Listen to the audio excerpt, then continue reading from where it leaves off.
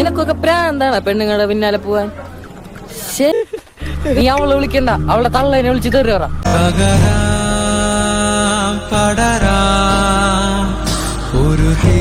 എല്ലാ പ്രശ്നങ്ങൾക്കും നമ്മൾ കാണുന്ന പരിഹാരത്തിന് പിന്നിൽ പുതിയൊരു പ്രശ്നം ഉണ്ടാവും.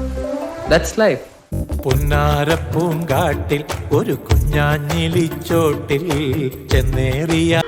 ഹലോ അമ്മേ, ഞാൻ നിങ്ങളുടെ ഒരു അഭ്യുദയകാംക്ഷിയാണ്. നിങ്ങളുടെ മകൾ സൂപ്പർ ശരണ്യ.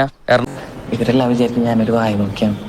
എത്ര ശ്രമിച്ചാലും എനിക്കൊരു വായ നോക്കിയാൻ പറ്റില്ല.